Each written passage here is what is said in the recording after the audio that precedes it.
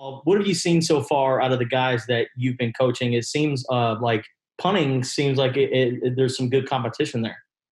Great competition right now. Obviously, last year we were very disappointed in how we finished the season punting overall. You guys gave great effort. We didn't perform there as well as we needed to be to win games. And this offseason, we really take ownership of that as a core group, as myself first. Then putting that pressure on our punters to really work hard this offseason. They've done a great job so far. We still got some time to go, and those guys are on it though, and they want to be successful. And that's all you can really ask for, right? Those guys are all in. They're all in for Arizona. They're all in for the fans. They're all in for the players. They want to be the reason why we're flipping field position and putting us in great position in games. And Jacob Meeker-Hackett looks very impressive. A different story from him because he went to the JUCO route and went to Texas State, and now he's at Arizona. How did you find him, or how did he reach out to you guys? Hey, 2020, man, social media, Twitter. He's a Tucson product. Trying to get him to walk on last year, and he paid his dues. He tried for a couple semesters. We finally were able to get him on. He played scout receiver for us last year because we just needed bodies over there. And I told him, hey, you're gonna get a chance your senior year to compete with Kyle. And so far, he's taking ownership of that. He's another guy who really worked hard in the offseason. And it means a lot to him. He's a hometown guy.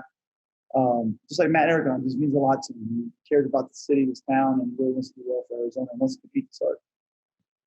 And for Lucas, what are you hoping to see out of him this year? Consistency from the field goal range. He's one of the best kickoff legs in the country. Phenomenal there. He has all the tools that you love, and we're just trying to hone down that consistency.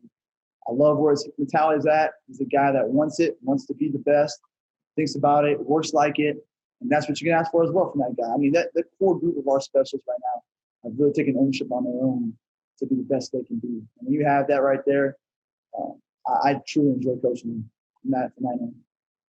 And how has your relationship grown with him since you first came to Arizona? Yeah, first year, I mean, it was good from the jump, but I think we've really vibed well over the last couple of years because now truly trying to understand his body and how it works. One of the days where he may need a rest, kicking's it's a different sport than playing linebacker, playing receiver. So when does he need time where he can rest his leg, feel confident the next day? Is that 3 times a week, 4 times a week, 5 times a week? And I put a lot of ownership on him to tell me that because he knows his body better than I do. And just feeling that vibe from him and really connecting there is what we're trying to look for. And so that when we get in game, right, we trust each other. And we know that he can come down and make that big-time kick to help us win the game. So far in the college football season, particularly in the first game or two for teams, there's been a ridiculous amount of mistakes on special teams, muffed punts, missed extra points, things like that, a lot of foul-ups on return coverage. Are you concerned at all that with trying to rush to a season and having to install so much that would have gone in the spring that there's concerns that these mistakes are just inevitable? Yes and no. Watching the first 2 weeks in the NFL, college football, a lot of mistakes. And again, you're exactly on point. A lot of guys have probably rushed to do certain things, skip certain things. I'm trying to make an ownership in this fall camp right now that we're going through to really work the situational stuff that's been happening in college football, to make sure we install those things, to go live field goal, live punt, to get our specialists, going against that type of pressure. They got to feel it now versus the first time in the game if you're not doing anything contact-wise. And really, really stressing that in my meetings as well. And showing them the clips of, whether it's Atlanta Falcons, Cowboys, onside kick, or a muff punt because of a certain situation you should have fair caught it. Those are things that are definitely lose you games. And for us, we struggled a little bit last year on some of these things. So we're definitely trying to really, really hit those things right now in fall camp so that we're prepared when we're going against a very, very good Utah team who does a great job. With the ability to play anybody this year, unlimited amount of time without it affecting any eligibility, does that work in your favor potentially that you can have a lot of dedicated special teams guys that you're not as concerned with having the overworked guys that are already on the field for offense or defense that then have to play special teams? Yeah, and that's the whole point of it. With our team, I'm trying to get all these young guys to get on early and just play them right now. Just get them used to it on KOC, KOR, whatever it may be. hey, get them rolling now. Don't wait till week 3, week 4, because in a 7-game season, you can do that. And they're young guys. They're not going to lose eligibility. So get them on now, introduce them to college football now, and get them ready for next year as well. And then when you have guys like Thomas Reid, leaders like that really stress the importance of it, it definitely helps.